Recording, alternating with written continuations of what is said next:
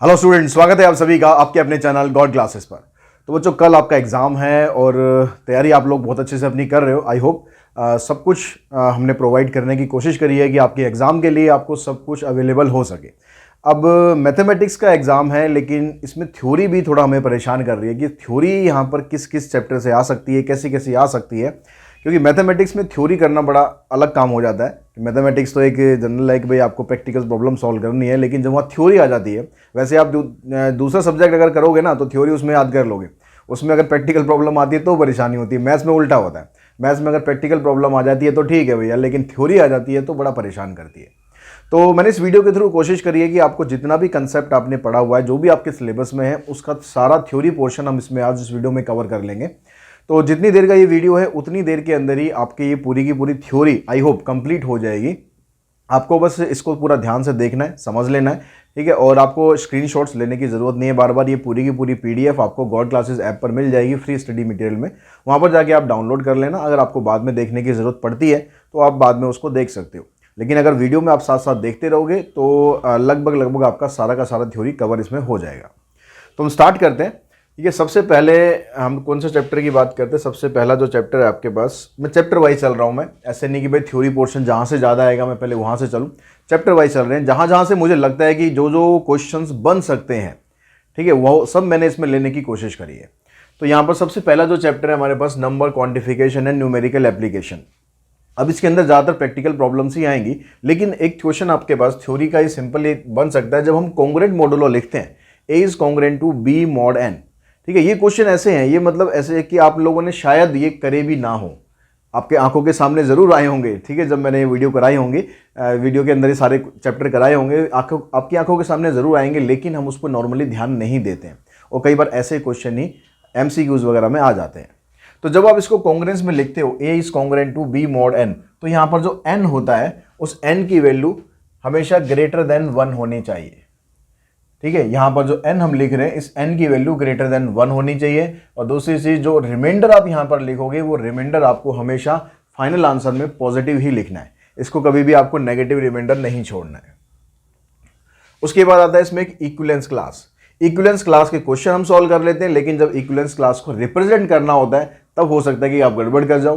तो कैसे रिप्रेजेंट करते हैं इक्विवेलेंस क्लास को? ये वाली ब्रैकेट, जैसे ग्रेटेस्ट इंटीजर फंक्शन होता है, या आप कह सकते हो कि जो बड़ी वाली ब्रैकेट होती है उससे हम इसको रिप्रेजेंट करते हैं। तो इसका मतलब क्या होता है? ए बिलोंग्स टू इंटीजर, जेड का मतलब होता है इंटीजर, यानी यहाँ पर जो भी वैल्यू आएंगी वो सभी इंटीजर्स में आएंगी, कोई डेसिमल्स में वैल्यू नहीं आएंगी।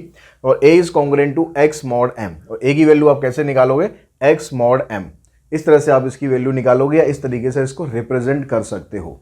तो क्वेश्चन में आपके बन सकता है कि राइट द इक्विवेलेंस क्लास, और उसको आपको सिंबॉलिक फॉर्म में अगर दे दिया तो आपको पता होना चाहिए कि किस तरीके से आप इसको लिख सकते हो। उसके बाद नेक्स्ट पे चलते हैं, न्यूमेरिकल इनइक्वालिटी। अब न्यूमेरिकल इनइक्वालिटी में आपके पास एक टर्म आती है अर्थमेटिक मीन और ज्योमेट्रिक मीन। तो अर्थमेटिक मीन और ज्योमेट्रिक मीन जब आप निकालते हो तो फार्मूला होता है अर्थमेटिक मीन का a+b/2, ज्योमेट्रिक मीन का होता है स्क्वायर रूट ऑफ ab। और यहाँ पर जो अर्थमेटिक मीन और ज्योमेट्रिक मीन है, इसके बीच में जो रिलेशन होता है वो होता है arithmetic mean is greater than equals to geometric mean. लेकिन यहाँ पर एक स्पेशल केस एक ये बनता है कि अगर a और b दोनों डिस्टिंक्ट इंटीजर आ जाए, डिस्टिंक्ट रियल नंबर आ जाए, दोनों मतलब अलग अलग वैल्यूज हों, तो उस केस में आप लिख सकते हो arithmetic mean is greater than geometric mean. मतलब यहाँ पर इक्वल का चांस नहीं है। जब उसने बोल ही दिया आपको कि a and b are two distinct real numbers, तब आप इसमें ये यूज कर सकते हो arithmetic mean is greater than geometric mean. उसके बाद नेक्स्ट मैट्रिसेस।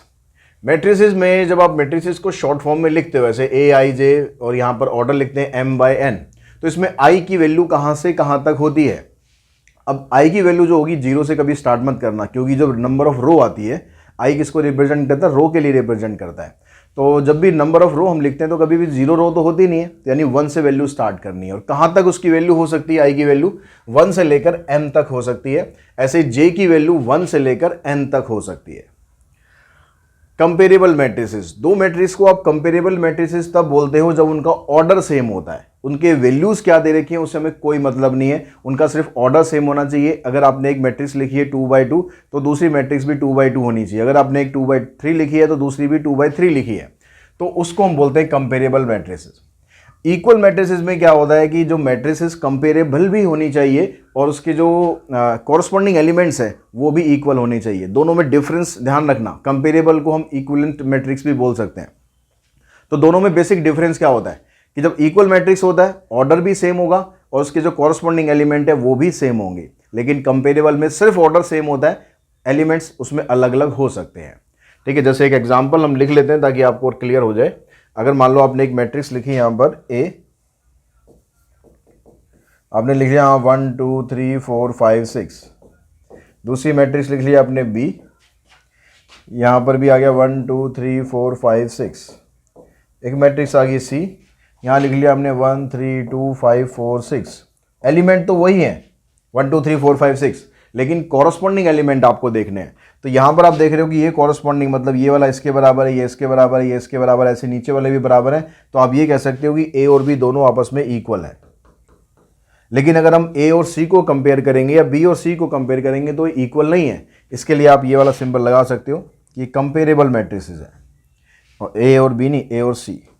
ठीक है, बी तो इसके इक्वल है, ए और बी इक्वल है, और ए और सी या बी और सी आप कहोगे तो वो कंपेरेबल मैट्रिक्स है। तो ऑर्डर सबका सेम है तो कंपेरेबल तो है। यानी दूसरी बात अब यहाँ से ये भी निकल कर आई कि जो every equal matrix is comparable but converse need not be true. यानी जो इक्वल मैट्रिक्स होती हैं वो सारी की सारी कंपेरेबल भी होती हैं, लेकिन every comparable matrix is not equal matrix. If A and B are two matrices such that A B exist then B A may or may not. अगर हम दो मैट्रिक्स को मल्टीप्लाई करते हैं तो मल्टीप्लाई कर दिया, मान लो हमने, हमारे पास आ गया A B.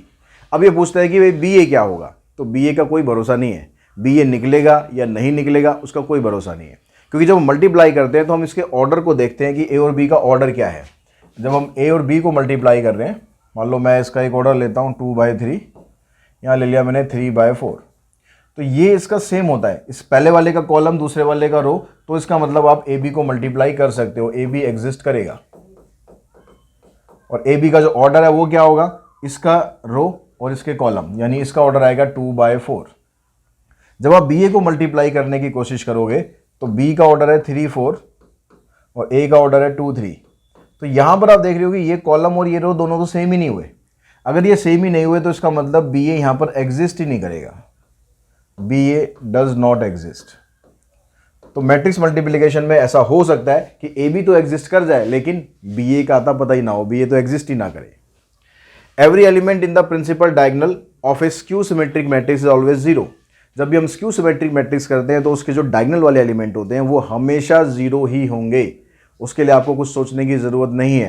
Skew symmetric matrix में डायगोनल एलिमेंट जो होंगे हमेशा जीरो के बराबर होंगे। If A is a square matrix then A plus A dash. अगर ए एक स्क्वायर मैट्रिक्स है, ए अगर स्क्वायर मैट्रिक्स है तो उसका जब आप सम करोगे उसके ट्रांसपोज के साथ तो वो हमेशा सिमेट्रिक ही आएगा, कोई निकालने की जरूरत नहीं है, हमेशा सिमेट्रिक आएगा। और हम ए में से उसका ट्रांसपोज माइनस करेंगे तो वो हमेशा स्क्यू सिमेट्रिक आएगा। ठीक है, तो कई बार आपको मान लो एक मैट्रिक्स दे दी क्वेश्चन के अंदर कि ए मैट्रिक्स ही है, तो व्हाट इज ए प्लस ए या ए प्लस ए ट्रांसपोज। तो ए प्लस ए ट्रांसपोज अगर आ गया तो आंसर लिखना आपको सीधा सिमेट्रिक, चाहे मैट्रिक्स उसमें दी हो या ना दी हो, उसको करने की आपको कोई जरूरत ही नहीं है। और ए माइनस ए डैश का मतलब वो होगी स्क्यू सिमेट्रिक मैट्रिक्स। उसके बाद डिटरमिनेंट। डिटरमिनेंट में जो इसकी डेफिनेशन है वही इसका एक क्वेश्चन है।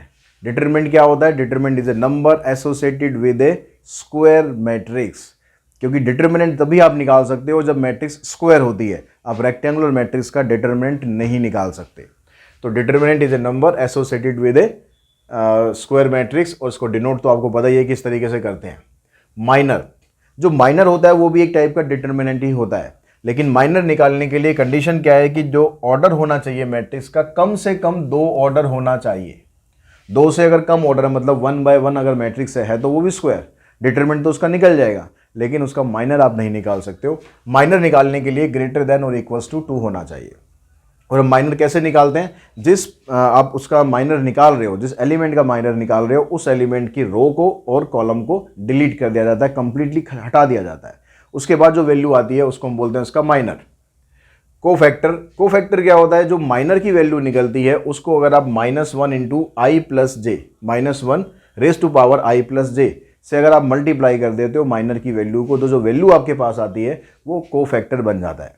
यानी माइनर की और कोफैक्टर की जो न्यूमेरिक वैल्यू होती है वो तो सेम होती है, बस उसमें अगर 3x3 मैट्रिक्स की हम बात करें तो ऐसे एलिमेंट उसमें डिफरेंट साइन के होते हैं जिसका प्लेस ऑड होता है, जैसे first row second column, second row first column, second row third column, third row second column. ये जो 4 एलिमेंट होते हैं 3x3 में, इनका साइन चेंज हो जाता है, बस बाकी की वैल्यू सबकी सेम रहती है। Let A be square matrix then A is called the singular if determinant of A equals to 0। अगर किसी मैट्रिक्स का डिटरमिनेंट आपने निकाला और वो 0 के बराबर आ गया तो उस मैट्रिक्स को बोला जाता है सिंगुलर मैट्रिक्स, और अगर डिटरमिनेंट 0 के बराबर नहीं आया तो उसको बोला जाता है नॉन सिंगुलर मैट्रिक्स। और जो नॉन सिंगुलर मैट्रिक्स होती है वही इन्वर्टिबल मैट्रिक्स भी होती है। A matrix is invertible, A matrix is invertible if determinant of A not equals to 0, या फिर आप कह सकते हो कि ये नॉन सिंगुलर मैट्रिक्स होनी चाहिए। अगर मैट्रिक्स सिंगुलर हो गई तो उसका डिटरमिनेंट आप फाइंड नहीं कर सकते, और उसका इन्वर्स फाइंड नहीं कर सकते। अब इन्वर्स फाइंड करने के लिए आपको उसका जो डिटरमिनेंट है वो 0 के बराबर नहीं होना चाहिए, यानी नॉन सिंगुलर मैट्रिक्स होनी चाहिए, तभी उस डिटरमिनेंट आप उसका निकाल सकते हो। डिफरेंशिएशन में से कुछ ऐसा थ्योरी नहीं है, एप्लीकेशन ऑफ डेरिवेटिव में ज़्यादा कुछ थ्योरी नहीं है। इसमें कह रहा है कि फंक्शन जो है मोनोटोनिक फंक्शन होता है अगर फंक्शन स्ट्रिक्टली इंक्रीजिंग हो या स्ट्रिक्टली डिक्रीजिंग हो। अगर सिर्फ इंक्रीजिंग या डिक्रीजिंग में आएगा तो भी उसको मोनोटोनिक फंक्शन में ही हम कंसिडर करते हैं। The break even point is the level of production where the revenue from sale is equal to the total cost of production. Break even point होता है जहां पर हमारा रेवेन्यू और जो हमारी कॉस्ट, यानी जो पैसा हमने लगाया था और जो पैसा हमने कमाया है, वो दोनों जब बराबर आ जाते हैं, यानी हम नो प्रॉफिट नो लॉस की सिचुएशन में आ जाते हैं, उस पॉइंट को बोलते हैं ब्रेक इवन वैल्यूज। तो इसलिए यहाँ पर जो प्रॉफिट फंक्शन होता है उसको आप 0 के बराबर पुट करते हो।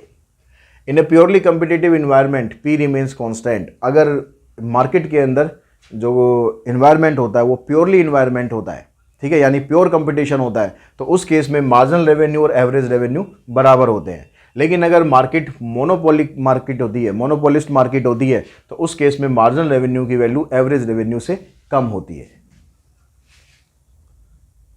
उसके बाद फिर इंटीग्रल में कुछ थ्योरी का ऐसा कुछ है नहीं, सीधा हम आ जाएंगे डिफरेंशियल इक्वेशन पे।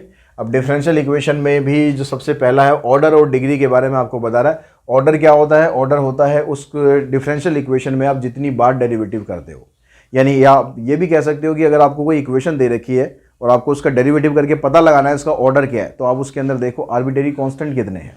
आर्बिट्रेरी कांस्टेंट अगर 2 है तो इसका मतलब उसका ऑर्डर भी 2 है, आपको करने की जरूरत नहीं है। ऑर्डर के लिए तो करने की जरूरत नहीं है, हाँ डिग्री के लिए आपको सॉल्व करना पड़ेगा। तो ऑर्डर होता है जो उसमें हाईएस्ट ऑर्डर डेरिवेटिव होता है, जितनी बार आप उसमें मैक्सिमम डेरिवेटिव कर चुके होते हो उसको बोलते हैं ऑर्डर। और डिग्री के लिए क्या देखना है? The highest exponent of the highest order derivative. जो आपने हाईएस्ट ऑर्डर डेरिवेटिव जहां से आपने निकाला था उसकी पावर आपको देखनी है कि उसकी पावर क्या है। जो उसकी पावर होगी उसी को हम बोलते हैं उसकी डिग्री है। लेकिन एक केस ऐसा भी होता है जहां पर डिग्री नॉट डिफाइंड होती है। उस केस में क्या होता है? अगर कोई टर्म ऐसी होती है डिफरेंशियल इक्वेशन में जिसको आप एज ए पॉलिनोमियल एक्सप्रेस नहीं कर सकते हो, उस केस में जो डिग्री है वो नॉट डिफाइंड होती है।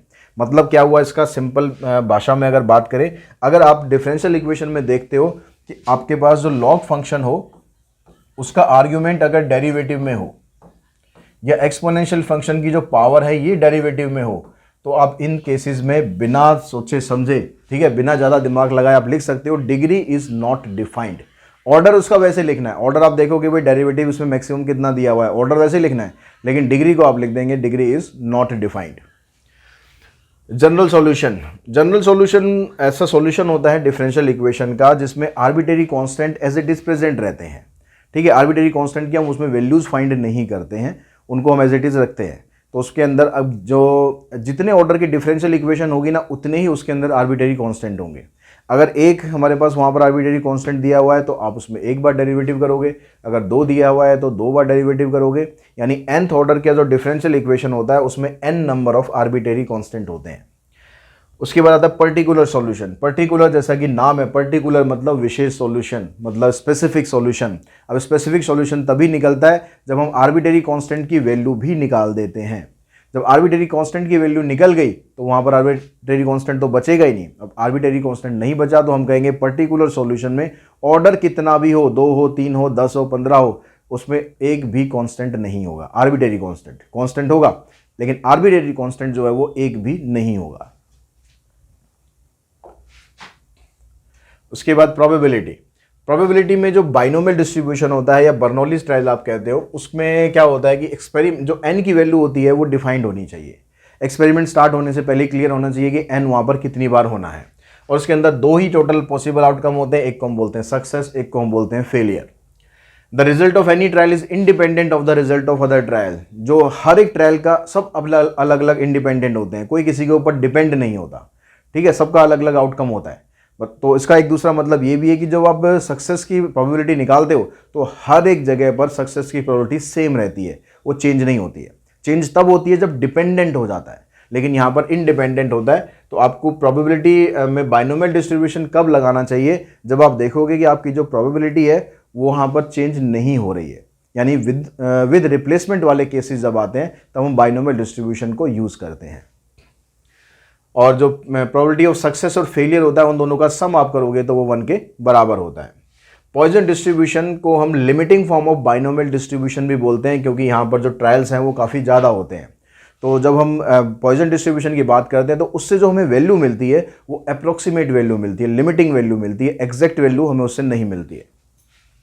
नॉर्मल डिस्ट्रीब्यूशन, नॉर्मल डिस्ट्रीब्यूशन को हम यूज़ करते हैं कंटिन्यूस रैंडम वेरिएबल के लिए, लेकिन उसके अगर हम इसमें कंपेयर करें बाइनोमियल और पॉइजन से, तो बाइनोमियल और पॉइजन में हम हमेशा जो रैंडम वेरिएबल को ट्रीट करते हैं वो डिस्क्रीट रैंडम वेरिएबल होता है। डिस्क्रीट मतलब जहाँ पर x की स्पेसिफिक वैल्यू होती है, फिक्स वैल्यू होती है, x की वैल्यू 1 2 3 4 या -1 -2 इस तरह से कुछ भी हो सकती है, लेकिन एक फिक्स वैल्यू होती है। लेकिन जब कंटिन्यूस की हम बात करते हैं तो कंटिन्यूस में होता है कि भाई x ग्रेटर देन 1। अब x ग्रेटर देन 1 में तो 1 तो इंक्लूड नहीं हुआ, 1 से आगे जितनी भी वैल्यू है 1.1 1.2 1.3 मतलब जितनी भी वैल्यूज है वो सारी इंक्लूड होती हैं। कंटिन्यूस का मतलब ये होता है।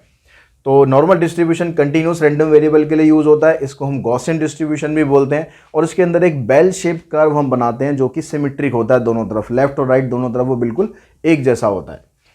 नॉर्मल डेंसिटी फंक्शन, इसका फार्मूला आप लोग याद कर ले, हो सकता है कि क्वेश्चन में पूछ लिया जाए नॉर्मल डेंसिटी फंक्शन, क्योंकि क्वेश्चन तो हमें इससे करने नहीं है, बस एमसीक्यू में फार्मूला आपसे पूछ सकता है। तो ये 1 अपॉन में स्टैंडर्ड डेविएशन √2 पाई e⁻⁻1/2 x minus mu standard deviation का होल स्क्वायर, और x की वैल्यू -∞ से लेकर +∞ तक होती है। अब इसी को जब आप स्टैंडर्ड नॉर्मल डिस्ट्रीब्यूशन में कन्वर्ट करते हो तो यहाँ पर जो ये x माइनस म्यू और स्टैंडर्ड डेविएशन दिया हुआ है इसकी जगह पर z आ जाता है। बाकी फार्मूले में यहाँ स्टैंडर्ड डेविएशन की जगह 1 पुट कर देते हैं, क्योंकि अगर स्टैंडर्ड नॉर्मल डिस्ट्रीब्यूशन आप निकालते हो तो वहाँ पर म्यू 0 होता है और स्टैंडर्ड डेविएशन 1 के बराबर होता है।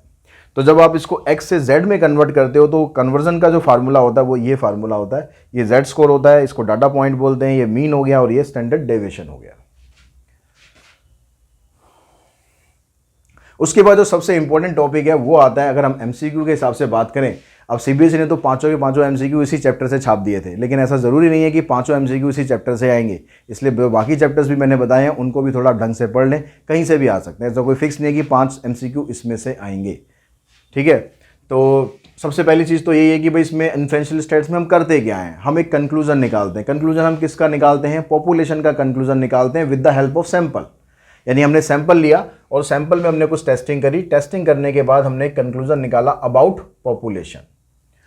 उसके बाद कहता था measurable characteristic of population is called parameter. जो पैरामीटर होता है वो क्या होते हैं, जब हम पॉपुलेशन से रिलेटेड कुछ डाटा निकालते हैं, जैसे हम निकालें पॉपुलेशन मीन, जैसे हम निकालें पॉपुलेशन स्टैंडर्ड डेविएशन, उसको हम बोलते हैं पैरामीटर। इसको जनरली हम डिनोट करते हैं ग्रीक अल्फ़ाबेट से, ठीक है, जैसे स्टैंडर्ड डेविएशन के लिए सिग्मा यूज़ करते हैं, मीन के लिए म्यू यूज़ करते हैं, तो ग्रीक लेटर्स हम इसमें मोस्टली यूज़ करते हैं। और जो मेजरेबल कैरेक्टरिस्टिक सैंपल की होती है, यानी सैंपल से अगर आप निकालते हो, सैंपल मीन निकालते हो, sample standard deviation, sample variance, आप कुछ भी निकालते हो तो उसको बोलते हैं स्टैटिस्टिक्स, ठीक है, generally denoted by English alphabet, और इसको हम जनरली डिनोट करते हैं इंग्लिश अल्फ़ाबेट से। अब उसके बाद आता है टाइप्स ऑफ सैम्पलिंग, ये बहुत इंपॉर्टेंट टॉपिक है टाइप्स ऑफ सैम्पलिंग। इसमें क्या होगा कि आपको एक सिचुएशन दे दी जाएगी और आपको ये बताना पड़ सकता है कि किस टाइप की सैम्पलिंग है। तो मेनली 2 प्रकार की सैम्पलिंग होती है, एक प्रोबेबिलिटी सैम्पलिंग और एक non probability sampling. Probability sampling को आप अनबायस्ड सैम्पलिंग भी बोल सकते हो, यानी यहाँ पर सबको इक्वल चांस होता है, और नॉन प्रोबेबिलिटी सैम्पलिंग को आप बायस्ड सैम्पलिंग भी बोल सकते हो। इसकी 4 टाइप होती हैं। Probability sampling, simple random. Simple random का मतलब जाके आपने सिंपली कुछ भी रैंडमली कुछ भी आपने सिलेक्ट कर लिया। आप एक क्लासरूम में गए, आपने 4-5 अपने दोस्तों को उठाया रैंडमली। सपोज आपके टीचर ने आपको एक टास्क दिया हुआ है कि आपको पूरे स्कूल की जो एवरेज एज है वो फाइंड करनी है, तो आपने वहाँ पर सैंपल इकट्ठे करने हैं। आप अलग अलग क्लासरूम में गए और आपने रैंडमली 4-5 बच्चों को एक क्लासरूम से चूज़ कर लिया, भाई आपको आपकी जो एज है हम उसका डाटा इकट्ठा कर रहे हैं, तो वो रैंडम हो गया। अब उसके बाद आता है सिस्टमेटिक सैम्पलिंग। सिस्टमेटिक सैम्पलिंग भी रैंडम सैम्पलिंग का एक पार्ट होता है, जिसके अंदर आप एक सिस्टम इन्वॉल्व कर देते हो। आप क्लासरूम में गए, आपने पहला स्टूडेंट उठाया कि रोल नंबर 3 है वो आ जाओ भाई, और आपने कह दिया कि भाई 3 के बाद जो अगला 10वां स्टूडेंट है वो भी आ जाओ, अगले 10वां स्टूडेंट है वो भी आ जाओ। तो आपने एक सिस्टम बना दिया, आपने चूज़ एक ही करा, लेकिन आपने एक चूज़ करने के बाद क्योंकि आपने सिस्टम इन्वॉल्व कर दिया, तो आप सारे के सारे जो बाकी आपको जितने भी सैंपल चाहिए वो सारे के सारे उसमें चूज़ हो जाएंगे। तो उसको हम बोलते हैं सिस्टमेटिक सैम्पलिंग। स्ट्रेटिफाइड सैम्पलिंग और क्लस्टर सैम्पलिंग, इन दोनों में हम ग्रुप्स बनाते हैं। स्ट्रेटिफाइड सैम्पलिंग में आप क्या करते हो कि आपने जैसे एवरेज एज निकालनी है, तो एवरेज एज निकालने के लिए आप पहले क्या करोगे, आप हर एक क्लास से एक ग्रुप बना दोगे। आपने हर क्लास से कुछ सैंपल चूज़ कर लिए, या आपने उनको विंग्स में डिवाइड कर दिया, भाई सीनियर सेकेंडरी विंग अलग है और मिडिल विंग अलग है, अगर प्री प्राइमरी अलग है, प्राइमरी अलग है, इस तरीके से आपने ग्रुप्स बना दिए और आपने हर ग्रुप से कुछ सैंपल ले लिए और उनकी एवरेजेस निकाल ली। इसको हम बोलते हैं स्ट्रेटिफाइड। इसमें हर ग्रुप से आपको उनका रिप्रेजेंटेशन लेना ज़रूरी है। उसके बाद आता है क्लस्टर सैम्पलिंग। अब क्लस्टर सैम्पलिंग जो होती है ये यूज़ की जाती है जब आपका पॉपुलेशन ज़्यादा डिस्पर्स होता है। अब आपने स्कूल में जो काम किया उससे आपके टीचर बहुत खुश हैं, भाई आपने बहुत बढ़िया काम करा, तो उन्होंने आपको टास्क दे दिया कि अपने जोन के जितने भी स्कूल हैं ना उन सब की एवरेजेस निकालो, आपका काम और बढ़ा दिया। तो आप आपने क्या करा, आप हर स्कूल में तो जाओगे नहीं, आपने जो आपके जोन में जितने भी स्कूल हैं आपने उनमें से कुछ स्कूल को चूज़ कर लिया। ठीक है, आपने चूज़ करा रैंडमली उनमें से कुछ स्कूल को और उनसे आपने सैंपल ले लिए। तो आपने यहाँ पर सबको चूज़ नहीं करा है, आपने कुछ स्कूल को चूज़ करके उनका सैंपल लिया, उससे आपने एक डाटा बना दिया। उसको बोलते हैं यहाँ पर हम cluster sampling. Non property sampling, इसमें भी 4 टाइप होती हैं। Convenience sampling. कन्वीनियंस सैम्पलिंग का मतलब होता है जब हम अपनी कन्वीनियंस के अकॉर्डिंग हम देखते हैं कि हमें सैंपल क्या लेना है। ये बायस्ड हो जाती है क्योंकि इसमें अपनी कन्वीनियंस देखते हैं कि हमारे लिए क्या बेटर है। Voluntary response sampling. Voluntary response sampling में जो सैंपल होता है वो खुद आपको कहता है कि भाई मेरे को ले लो, मेरे को ले लो, मेरे को ले लो। तो सैंपल खुद आपको कहता है कि वॉलंटरी खुद रिस्पॉन्स करता है। ठीक है, जैसे आपने मान लो आप क्लास में जाते हो, आपने क्लास में कहा कि भाई स्कूल में एक प्रोग्राम होना है, कौन कौन बच्चा पार्टिसिपेट करना चाहता है, बच्चों ने अपने हाथ खड़े कर दिए, हम पार्टिसिपेट करना चाहते हैं, तो वो क्या हो गया, वॉलंटरी रिस्पॉन्स हो गया। जजमेंट सैम्पलिंग, इसके बारे में ज़्यादा कुछ बताने की जरूरत नहीं है। जजमेंट सैम्पलिंग में कुछ जजेज होते हैं जिनका ओपिनियन मैटर करता है। जैसे आप रियलिटी शोज़ वगैरह में देखते हो कि 4-5 जजेज होते हैं, वो बताते हैं कि भाई हमें ये चूज़ करना है या नहीं करना है। Snowball sampling. स्नोबॉल सैम्पलिंग भी मल्टी लेवल मार्केटिंग में यूज़ होती है कि आपने एक चूज़ कर लिया, आपने एक चूज़ करने के बाद फिर आपने 4 और चूज़ कर लिए, फिर 4 और चूज़ कर लिए, या आपके घर पे जैसे कई बार फ़ोन आता है कि लोन ले लो, लोन ले लो, आपने मना कर दिया कि लोन मुझे नहीं चाहिए, या आपने कहाँ कह दिया कि भाई मुझे चाहिए, तो आपसे कहा गया कि आपने 2 रेफरेंस और बता दो, उन दोनों रेफरेंस के पास कॉल जाएगा, फिर आगे और वो आगे, इस तरीके से चेन बनाते जाएंगे और अपने जो क्लाइंट्स है वो बढ़ाते जाएंगे। इसको बोलते हैं हम snowball sampling. The difference between a population parameter and sample statistic is known as the sampling error. तो सैम्पलिंग एरर होती है वो पॉपुलेशन से जो आपने पैरामीटर निकाला है और जो सैंपल से आपने स्टैटिस्टिक निकाला है, उन दोनों का जो डिफरेंस होता है उसी को बोला जाता है सैम्पलिंग एरर। सैम्पलिंग एरर उतना ही कम होगा जितना बड़ा सैंपल होगा, और सैंपल छोटा होगा तो सैम्पलिंग एरर हमेशा बड़ा होगा। Alpha is the level of significance and 1 minus alpha is the confidence level. तो अल्फा जो होता है इसको हम लेवल ऑफ सिग्निफिकेंस बोलते हैं और 1 माइनस अल्फा को हम कॉन्फिडेंस लेवल बोलते हैं। Central limit theorem. Central limit theorem में कहता है कि आपके पास डाटा पहले कैसा भी रहा हो, लेकिन जब आप उसमें सेंट्रल लिमिट थ्योरम अप्लाई करते हो तो डाटा का जो शेप है वो नॉर्मल डिस्ट्रीब्यूशन शेप के फॉर्म में कन्वर्ट होता जाता है। लेकिन सेंट्रल लिमिट थ्योरम लगाने के लिए आपको कम से कम जो सैंपल है वो 30 या 30 से ज़्यादा चाहिए होते हैं ताकि आप सेंट्रल लिमिट थ्योरम उसमें लगा सको। और सेंट्रल लिमिट थ्योरम जब हम लगाते हैं, क्योंकि सैंपल उसमें बड़ा होता है तो उसका जो मीन होता है और पॉपुलेशन का मीन होता है वो ऑलमोस्ट इक्वल होता है। तो क्वेश्चन के अंदर आपसे अगर पूछा जाता है एक्सपेक्टेड वैल्यू, तो इसका मतलब वो आपको पॉपुलेशन मीन की जो वैल्यू दे रखी है वही वैल्यू आपको रखनी है। और जो वेरिएशन पूछा जाता है आपसे, स्टैंडर्ड डेविएशन पूछा जाता है, तो स्टैंडर्ड डेविएशन निकालने के लिए आपको यहाँ पर स्टैंडर्ड डेविएशन ऑफ पॉपुलेशन लेना है डिवाइडेड बाय √n। ये स्टैंडर्ड डेविएशन ऑफ सैंपल है, तो स्टैंडर्ड डेविएशन ऑफ पॉपुलेशन को डिवाइड करना है आपको √n से। n का मतलब यहाँ पर हो गया number of sample. Standard error of mean. Standard error of mean में भी फार्मूला यही सेम रहता है, स्टैंडर्ड एरर ऑफ मीन यही सेम फार्मूला रहेगा। इसका मतलब क्या हो जाएगा, standard of mean measure how much dispersion there is likely to be in sample mean compare to the population mean. ठीक है, तो पॉपुलेशन मीन और सैंपल मीन में जो डिफरेंस होता है वो निकालने के लिए कितना उसके अंदर डिस्पर्सन आ रहा है ये निकालने के लिए हम स्टैंडर्ड एरर फाइंड करते हैं। तो स्टैंडर्ड एरर ऑफ मीन जो होता था फार्मूला बिल्कुल आपको यही वाला सेम फार्मूला रखना है। उसके बाद आता है नल हाइपोथेसिस और अल्टरनेट हाइपोथेसिस। नल हाइपोथेसिस का एक्चुअली मतलब ये होता है कि जो वैल्यूज़ आपको दे रखी होती हैं उसमें कोई डिफरेंस नहीं होता। There is no difference between a parameter and a specific value. Specific value मतलब जो भी वैल्यू जिसके लिए आप टेस्ट कर रहे हो उसमें और आपके पॉपुलेशन पैरामीटर में कोई डिफरेंस नहीं होता। There is no difference between the two parameters. ठीक है, आप यह कह सकते हो कि two group studying the same, दोनों ग्रुप जिसके बारे में आप स्टडी कर रहे हो वो दोनों ग्रुप सेम है अगर टू सैंपल टेस्ट हो जाता है। और ऑल्टरनेट हाइपोथेसिस मतलब इसका उल्टा हो जाता है। जब नल में कहता है कि भाई डिफरेंस नहीं है वैल्यूज़ के बीच में, तो ऑल्टरनेट कहता है भाई डिफरेंस है, काफ़ी ज़्यादा डिफरेंस है, तो उसको बोलते हैं ऑल्टरनेट हाइपोथेसिस। यानी जो दो ग्रुप के बारे में स्टडी कर रहे हो वो दोनों के दोनों डिफरेंट ग्रुप होते हैं।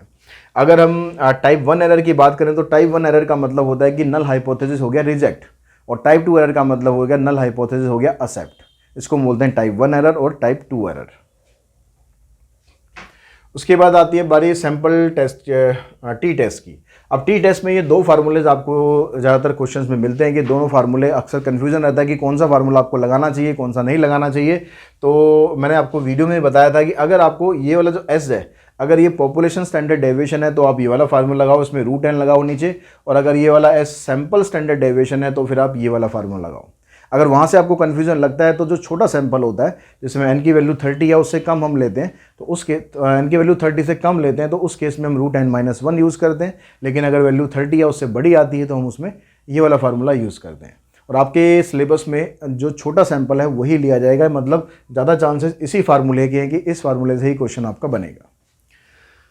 टू सैंपल टेस्ट जैसा कि पीछे डिस्कस करा कि दोनों पॉपुलेशन मीन में कोई ज़्यादा डिफरेंस अगर होता है या नहीं होता है ये चेक करना होता है। अगर डिफरेंस बराबर है मतलब दोनों में ज़्यादा डिफरेंस नहीं है तो μ1 इक्वल्स टू μ2 लेते हैं। अगर डिफरेंस दोनों के बीच में बराबर है तो μ1 इज़ नॉट इक्वल्स टू μ2 लेंगे।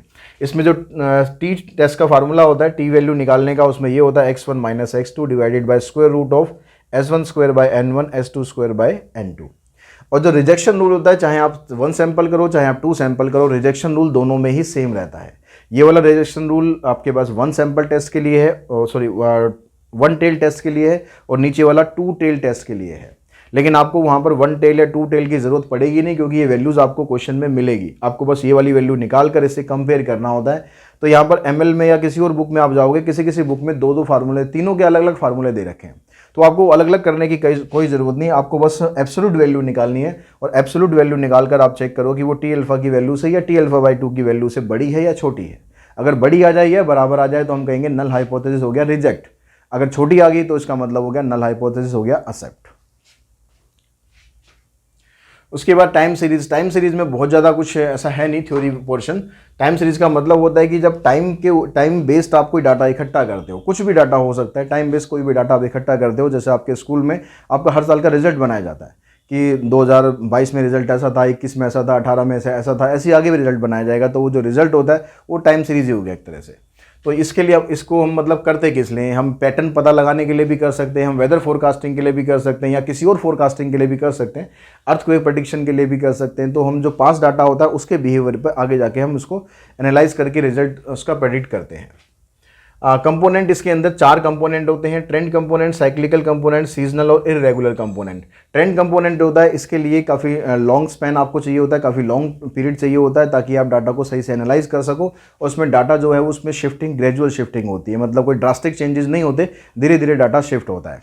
और जो साइक्लिकल कंपोनेंट होता है इसमें शॉर्ट स्पैन में जो चेंजेस होते हैं ना वो काफ़ी ज़्यादा चेंजेस हो जाते हैं। जैसे शेयर मार्केट होता है, कभी भी अचानक एकदम बढ़ जाएगा, फिर नीचे आ जाएगा, फिर बढ़ जाएगा, नीचे आ जाएगा, इस तरीके से चलता रहता है। तो इसको हम बोलते हैं cyclical trend. Seasonal component. Seasonal component का मतलब ये सीजन के ऊपर डिपेंड करता है। सीजन का मतलब यहाँ पर मौसम नहीं है, सीजन का मतलब कुछ भी इवेंट हो सकता है। जैसे आपके एग्जाम हो गए, ठीक है, ये भी एक सीज़न है। सर्दी आ गई, गर्मी आ गई, दिवाली आ गई, रक्षाबंधन आ गया, 15 अगस्त आ गया, ये त्यौहार है, ये भी सब सीजन में ही काउंट होते हैं। तो इसकी वजह से जब डाटा में फ्लक्चुएशन होता है तो उसको बोलते हैं हम seasonal component. Irregular component. Irregular component में कोई भरोसा नहीं होता, ये ये किसी के कंट्रोल में नहीं होता। जैसे कोविड की सिचुएशन आ गई थी, वो इरेगुलर कंपोनेंट है, कहीं पर बाढ़ आ जाए, कहीं पर सूखा पड़ जाए, कहीं पर आग लग जाए, तो ये सारे क्या है, इरेगुलर कंपोनेंट है। 2 तरीके के मॉडल आपको दिए हुए हैं सिलेबस में। एक एडिटिव मॉडल होता है जिसमें चारों कंपोनेंट को ऐड कर दिया जाता है, और जो मल्टीप्लिकेटिव मॉडल होता है उसमें चारों कंपोनेंट को मल्टीप्लाई कर दिया जाता है, जिससे आपके पास एक ओरिजिनल वैल्यू मिल जाती है। टाइम सीरीज़ के बाद आते हैं हम फाइनेंशियल मैथमेटिक्स में। इसमें भी बहुत ज़्यादा थ्योरी नहीं है कुछ। एक परपेचुटी है। परपेचुटी का मतलब ये होता है कि एक टाइप की एन्युटी होती है, और इस एन्युटी में एक फिक्स्ड डेट होती है स्टार्ट होने की, लेकिन एंड होने की डेट नहीं होती है, हमेशा चलती रहती है। हमेशा चलती रहती है, तो इस वजह से इसकी आप फ्यूचर वैल्यू प्रेडिक्ट नहीं कर सकते, इसकी फ्यूचर वैल्यू नहीं निकाल सकते। ये इंपॉर्टेंट लाइन है इसके अंदर कि आपसे एक परपेचुइटी दी जाए, आपसे पूछा जाए कि what is the future value. अब आप परेशान हो जाओ, सर खुजाते रह जाओ अपना कि यार फ्यूचर वैल्यू का फार्मूला तो हमने पढ़ाया नहीं, सर ने पढ़ाई नहीं, मन मन में मुझे भी कोसते रहो कि सर ने फ्यूचर वैल्यू का फार्मूला तो पढ़ाया नहीं। तो भैया फ्यूचर वैल्यू परपेचुइटी में नहीं होती है, ठीक है। और सिंकिंग फंड और सेविंग अकाउंट, इन दोनों में डिफरेंस आपके सिलेबस में दिया हुआ है, तो एक बार आप पढ़ लेंगे, ज़्यादा कुछ इसमें ऐसा है नहीं। क्वेश्चन अगर आ गया तो आप बता सकते हैं। सिंकिंग फंड क्या होता है? एक फिक्स टर्म अकाउंट होता है, एक फिक्स टाइम पीरियड के लिए होता है कि 5 साल 10 साल 20 साल फिक्स होगा। लेकिन सेविंग अकाउंट में कोई फिक्स नहीं होता, लॉन्ग टर्म अकाउंट होता है, आप कभी भी मन चाहो बस को बंद कर सकते हो। It is setup for a particular upcoming expenses, जो आपके आने वाले खर्चे हैं उसके लिए हम सिंकिंग फंड बनाते हैं। लेकिन सेविंग अकाउंट में ऐसा कोई पर्पस नहीं होता, आप जैसे मर्जी जिस मर्जी काम के लिए इसको यूज कर सकते हो। In sinking fund a fix amount at a regular interval is deposit. Sinking fund के अंदर आप एक फिक्स अमाउंट ही अपने अकाउंट में डिपॉजिट करते हो, उसमें कम या ज़्यादा आप नहीं कर सकते हो। लेकिन सेविंग अकाउंट में आप अपनी कन्वीनियंस के अकॉर्डिंग कभी भी आप कितना भी पैसा जमा कर सकते हो या निकाल सकते हो। It can be use only for the purpose it was created. इसको हम उसी पर्पस के लिए यूज़ करते हैं जिस पर्पस के लिए बनाया गया है, तभी सिंकिंग फंड कहलाएगा। अगर आप किसी और पर्पस के लिए यूज़ करोगे तो फिर सिंकिंग फंड की कैटेगरी में नहीं आएगा। It can be use in any emergency. Saving account आप कभी भी इमरजेंसी में इस्तेमाल कर सकते हो। लीनियर प्रोग्रामिंग एक मेथड होता है जिसमें हम एक ऑप्टिमल वैल्यू निकालते हैं, मतलब हम एक सॉल्यूशन निकालते हैं जिसको हम बोलते हैं ऑप्टिमल सॉल्यूशन, ठीक है। Optimal value of a linear function subject to the constraints. अभी कंस्ट्रेंट्स क्या होता है पहले हम बात करते हैं बारी बारी सबकी। ऑब्जेक्टिव फंक्शन होता है जो आपसे वहाँ पर आपको मैक्सिमम या मिनिमम जो वैल्यूज़ आपसे पूछी जाती है, जो आपका टारगेट होता है, जो आपका एम होता है, उसको हम बोलते हैं ऑब्जेक्टिव फंक्शन। कि आपको ट्रांसपोर्टेशन कॉस्ट अगर निकाल रहे हो तो वो मिनिमम करनी है, आप कहीं प्रॉफिट निकाल रहे हो तो आपको मैक्सिमम निकालना चाहिए, कहीं पर आप डाइट बना रहे हो तो उसकी कॉस्ट आपको मिनिमम करनी है, तो इसको बोलते हैं हम ऑब्जेक्टिव फंक्शन। कंस्ट्रेंट्स का मतलब होता है लिमिटेशंस। आप जो भी काम करोगे लीनियर प्रोग्रामिंग के अंदर आपको कुछ ना कुछ लिमिटेशंस मिलेंगी। अगर आप कोई मशीन यूज़ कर रहे हो तो ऐसा नहीं अनलिमिटेड आपको दे दी गई है भैया यूज़ कर लो जितना मर्जी, नहीं मिलेगी। आपको एक पर्टिकुलर टाइम तक के लिए मिलेगी, तब तक ही आप उसको यूज़ करोगे, उसके बाद आप यूज़ नहीं कर सकते। आप कोई डाइट बना रहे हो तो डाइट में भी आपको बताया जाएगा भैया इतनी डाइट के अंदर इतना सामान होना चाहिए, ठीक है, मिनिमम या मैक्सिमम, कुछ ना कुछ लिमिट आपको ज़रूर दी जाएगी और आपको उस लिमिट को ही यूज़ करना पड़ेगा। मतलब अपना मन चाहा ऐसा इस्तेमाल नहीं कर सकते कि आपने जितना मर्जी विटामिन ए डाल दिया, जितना मर्जी विटामिन सी डाल दिया, आपको उसमें लिमिट दी जाती है, उसको बोलते हैं कंस्ट्रेंट्स। फीजिबल रीजन, अब जो कंस्ट्रेंट्स आप बनाओगे उसकी लाइंस ड्रॉ करके एक शेडिड पोर्शन हम निकालते हैं, जो शेडिड पोर्शन जो आता है उसको हम बोलते हैं फीजिबल रीजन या फीजिबल सॉल्यूशन। ऑप्टिमल सॉल्यूशन, अब उस फीजिबल सॉल्यूशन के अंदर आपको कॉर्नर पॉइंट्स मिलते हैं, उन कॉर्नर पॉइंट्स में से जो आपको मिनिमम या मैक्सिमम वैल्यू देगा क्वेश्चन के अकॉर्डिंग, उसी को हम बोलते हैं उसका optimal solution. Formulation of LPP, जो मतलब हमें बनानी होती है एलपीपी। अब इसको सॉल्व करने के एलपीपी के दो मेथड हैं आपके पास, कॉर्नर पॉइंट मेथड और आईएसओ प्रॉफिट और आईएसओ कॉस्ट मेथड। जो आईएसओ प्रॉफिट है, आईएसओ कॉस्ट मेथड है, इसमें अगर नाम आ गया तो आपको उसी मेथड से करना पड़ेगा, नाम नहीं आया तो फिर आप जो मर्जी मेथड इसमें यूज़ कर सकते हो। तो मेरे अकॉर्डिंग ये सारी थ्योरी थी जो आपके सिलेबस में होनी चाहिए, और अगर आप ये सब कर लेते हो तो आई थिंक जो थ्योरी पोर्शन है उसको आपको ज़्यादा परेशान होना नहीं पड़ेगा। तो लगभग आधे घंटे का ये वीडियो है, उस आधे घंटे के वीडियो में आपकी सारी थ्योरी कवर हो जाएगी, और आप स्पीड में चला के देखोगे तो हो सकता है वो 20 मिनट में हो जाए। तो इसको अच्छे से आप कर लेना और थ्योरी की टेंशन बिल्कुल अपनी छोड़ देना। तो आज की इस वीडियो में इतना ही। थैंक्स ऑल ऑफ यू और ऑल द बेस्ट आपको आपके एग्ज़ाम के लिए।